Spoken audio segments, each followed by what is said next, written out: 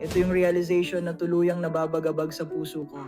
Nung bago akong Kristiyano, akala ko ang goal ng buhay ko ay maging perpektong matuwid.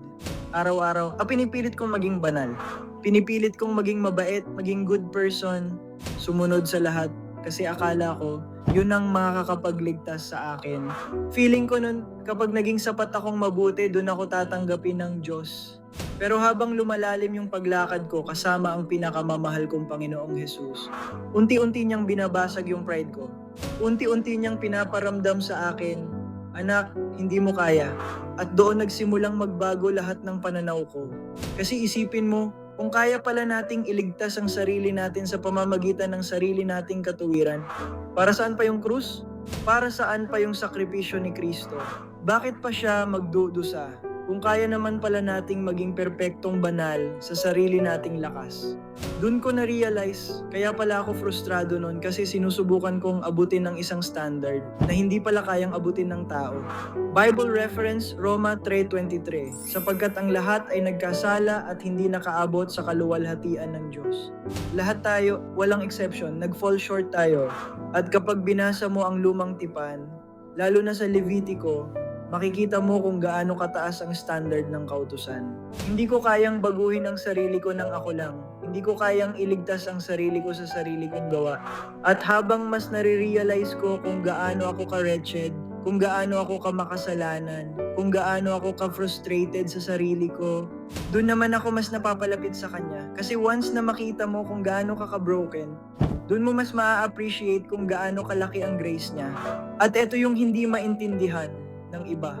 Kapag sinabi nating hindi tayo naliligtas ng sarili nating gawa, hindi ibig sabihin nun na okay lang magkasala. Hindi yon ang ibig sabihin. Ang ibig sabihin, kahit gumawa ka ng mabuti araw-araw, kahit tumulong ka sa kapwa, kahit ibigay mo lahat ng meron ka, hindi pa rin yun sapat para iligtas ka. Kasi napakataas ng standard ng holiness ng Diyos. At walang taong kayang umabot doon sa sarili niyang lakas. At doon nagsimulang maging mature ang isang Kristiyano, hindi kapag feeling niyang perfect na siya, kundi kapag naiintindihan niyang araw-araw niya kailangan ng grasya ng Diyos.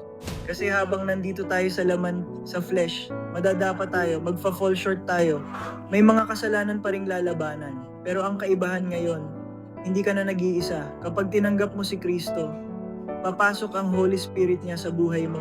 At yung Holy Spirit na iyon, siya yung magko-convict sa'yo. Siya yung unti-unting magdadalisay sa puso mo. Siya yung magpapabago ng desires mo. Yung dating hindi mo kayang bitawan, unti-unti niyang inaayos. Hindi dahil magaling ka, kundi dahil faithful siya. Kaya oo, mahalaga pa rin ang holiness, mahalaga pa rin ang obedience, pero hindi tayo sumunod para kumita ng kaligtasan. Sumunod tayo dahil mahal natin siya. At habang mas minamahal mo si Kristo, mas ayaw mo nang masaktan siya. Hindi dahil takot ka lang maparusahan, kundi dahil mahal mo siya. At doon mo mararamdaman, His love is enough. Hindi sarili mong righteousness ang magliligtas sa'yo, si Kristo. Ang kanyang biyaya, ang kanyang dugo sa krus, ang kanyang awa. Kung pagod ka ng pilitin ng sarili mong maging sapat, lumapit ka kay Jesus. Hindi kanya hinihintay na maging perfect muna. Ang gusto niya, sumuko ka sa kanya.